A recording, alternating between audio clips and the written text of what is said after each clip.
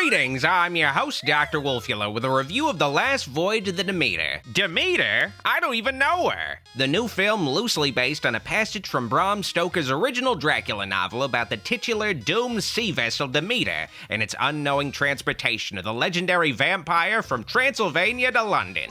We call him Dracula. I don't know about you guys, though, but Last Voyage of the Demeter is a weak title. The layman is not gonna know what the hell a Demeter is. They should have gone with the title I pitched to them. SS Dracula. Sure, it sounds a little Third Reich-y, but I think it could work. The Demeter, on charter from Romania to London. Now, before I chat about Dracula's cruise line adventure, though, I figure I've been out of commission for a while. Might as well talk about the new movies I saw this summer. If you just want to get straight to the Demeter review, skip to this time code. Barry, what are you doing? Our kids are gonna want to see this. Of course, the first movie I saw this summer was The Flash, an instant classic, made $1 billion at the box office last I checked. But moving on from that, I of course watched Christopher Nolan's Oppenheimer, which was definitely the highlight for me this year going to the theaters. I watched the film in IMAX and the visuals were stunning, but what really got me was the movie's use of sound, and Cillian Murphy did a great job getting you into the complicated mind of one of the most controversial figures in US history. And Nolan provided an immersive look into the invention of a weapon that changed the course of history. In other words, Oppenheimer blew me away.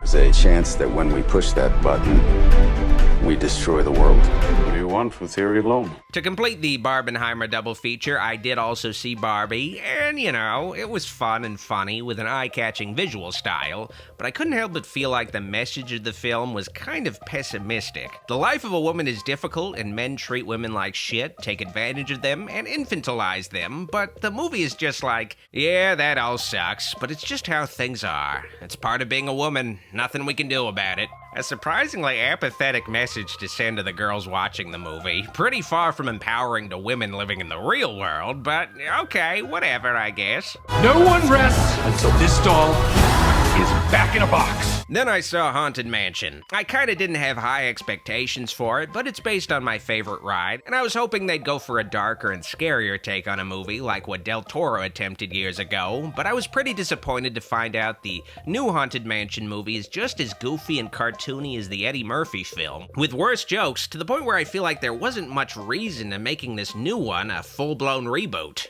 Eddie Murphy could have been in this new one and wouldn't have been out of place, and I gotta say, Jamie Lee Curtis really sucked as Madame Leota. Oh well. Finally, though, the movie I was most looking forward to this year didn't disappoint. The provocatively titled Venture Brothers Radiant is the Blood of the Baboon Heart, the direct-to-video finale to the Venture Brothers TV series, a show I watched for 20 years and was saddened to see canceled during the pandemic with no closure. I'm happy to say the movie is a great conclusion to the show. It's not the funniest piece of Venture media, it's more story and character-driven, condensing the canceled Season 8 into an 80-minute flick. But the narrative is great. It manages to answer the two major questions left hanging in Season 7, and it's an emotional farewell to the main characters if this turns out to be the real end of the series. You've been waiting all day for this, haven't you?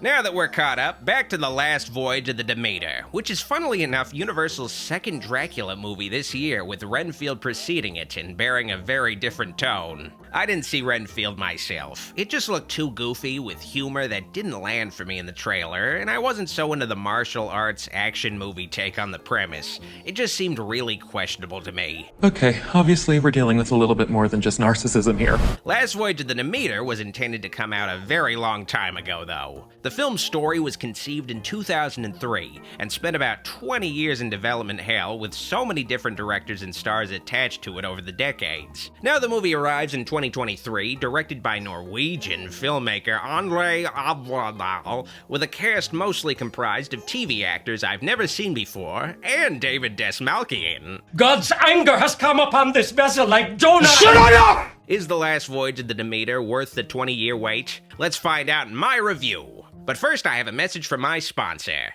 me. Pledge to my Patreon today to support the channel, help it continue to grow, and you'll also get access to weekly movie nights every Sunday and archive commentaries if you miss the movie nights live. Just $5 a month to get a movie night every week. Pledge to patreon.com/Dr. Wolfula if you're interested, and I thank you in advance. We're a doomed crew, Mr. Clemens. The Last Voyage of the Demeter is an adaptation of the Captain's Log section of the original Dracula novel. The whole novel was split up into letters and diary entries to tell its story, and the Captain's Log was essentially a series of journal entries by the captain of the doomed ship Demeter, chronicling its final journey at sea, shipping crates from Transylvania, one of which carried Dracula, who went sickhouse on the crew at night, picking them off one by one until the ship arrived in London with everyone aboard dead. Film adaptations of Dracula tended to keep exactly what happened during the Demeter's voyage mysterious, leaving it up to your imagination just how powerful Dracula is. The book is vague about what happened on the Demeter, but the movies were often even vaguer. Captain's Log, the Demeter, 27th June, 1897. We picked up 50 boxes of experimental earth, bound for London, England. The Last Voyage of the Demeter's plot seeks to fill in all the gaps between Dracula leaving Transylvania and arriving in London, and consequently, taking away from the mystery surrounding this part of the story. Evil is on board. The story of the film chiefly concerns Dr. Clemens, the first black doctor to graduate from Cambridge University. You dress like a learned man. University of Cambridge? I know my way around the boat. After going on a cross-continent tour, facing discrimination from hospitals all over Europe, Clemens decides to head back to England, hitching a ride as a crewman on the Demeter, which is hauling a big shipment of Transylvanian soil for some mysterious reason. Why do they fill these boxes with earth? Things start to go south when the ship's livestock are all killed, including the ship's beloved guard dog. Yes, the dog does die. And a mysterious stowaway woman is discovered in one of the crates. She's covered in bite marks and has lost a lot of blood. She just barely avoids death after Dr. Clemens gives her a blood transfusion. There are also mysterious sightings of a creepy white guy on the ship, and no, it's not Jared Leto. In the night it drinks our blood.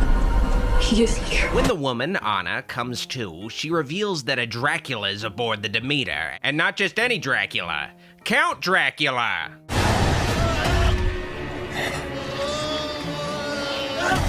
The Last Voyage of the Demeter is as straightforward a vampire movie as you can get, especially as a Dracula adaptation. I actually laughed when the movie went out of its way opening with text saying it was based on the Captain's Log from the novel Dracula, like that added context really matters. The movie opens with the Demeter already wrecked and everyone already dead, so the narrative effectively happens in flashback showing how it happened. Even if you weren't familiar with the Demeter passage from the original story or weren't thinking too much about the title of the film, the flick goes out of its way to tell you what's gonna happen ahead of time, and this compounds the film's overall predictability.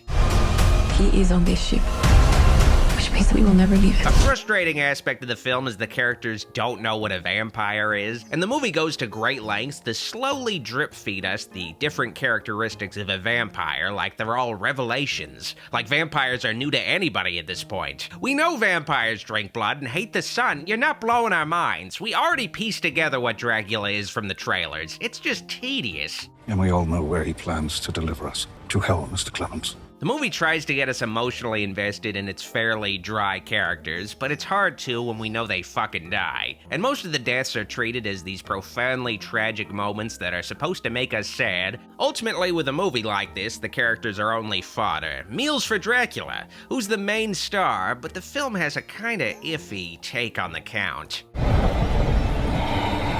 The premise of The Last Voyage of the Demeter is basically, what if Alien took place on the sea instead of space? And instead of an alien as the villain, it's a vampire. And the film really follows the structure of Alien closely. We only see brief glimpses of Dracula initially. It's nearly an hour in before you get a good look at him. Up till then, the characters just search through the ship for the vampire on the loose, but the Demeter is a far cry from the Nostromo. It's nowhere near as scary and vividly realized of an environment compared to Ridley Scott's spaceship. And because this movie is trying to do an alien riff on Dracula, the Count isn't the human-like vampire we're familiar with. He's a giant bat creature, kinda like Man-Bat from the Batman comics, and he looks like a naked Count Orlok with wings. Dracula in the film is purely a monster who kills. The design of this Dracula looks cool in an action figure sort of way, but it's not really scary or unique in its own right. He's basically an over-the-top Count Orlok or Kurt Barlow, and nothing about Dracula in this really resembles the Dracula in the book, which this movie tries to connect itself to directly. It's just not very Dracula, and it's also not very scary because this Dracula still feels so familiar, even if it's not a conventional Dracula. It's the worst of both worlds. I'm not expecting the Dracula in this movie to be a guy in a cape who says blah, but there had to have been a middle ground somewhere, not just treating Dracula like a xenomorph for most of the movie. You feed! Above all else, you feed! If you've seen Alien or any vampire movie, you know everything that's gonna happen, and the film ends with a total anticlimax because it has to. Dracula can't die on the Demeter because he doesn't in the book. He's gotta be in London, somehow infiltrating society while looking like a total demon. So Dracula just gets away in the end, and it's very unsatisfying, seeming to maybe set up some sequel telling an alternate version of the rest of the Bram Stoker book. It's kind of funny. It almost feels like The Last Voyage of the Demeter tries to be a second attempt at setting up a dark universe. It even has an Easter egg where they show Larry Talbot's cane from the Wolfman. It would be the one cool thing to come out of Last Voyage of the Demeter being made if it led to a new monster universe secretly being built, but it's unlikely.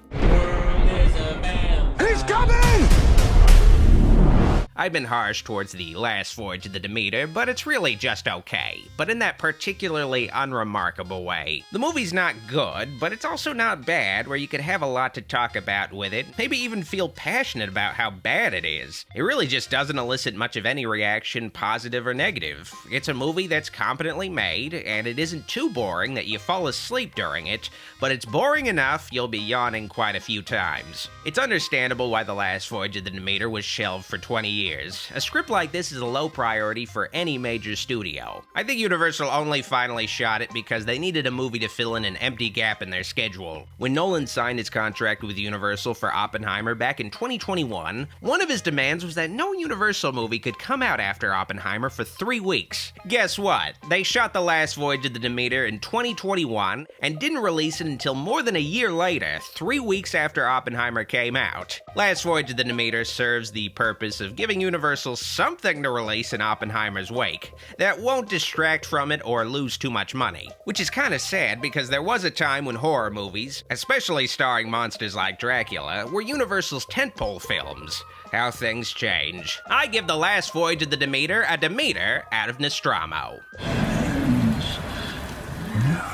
Now I want to see a Last Voyage of the Venture movie about how they got King Kong from Skull Island to New York. While I still have your attention, subscribe to the Gulag channel, which will be returning soon with a review of Scooby-Doo The Mystery Begins, and I'll be in the video too.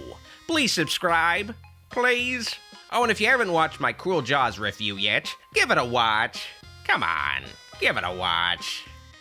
If you liked this video, like it, and if you loved it, click the subscribe and bell buttons for more vids. I'd also like to thank these fine folks pledged my shout-out tier on Patreon for all their kind support. Videos like this wouldn't be possible without all their help. Thank you for watching, see you next time. Dr. Wolfula signing out.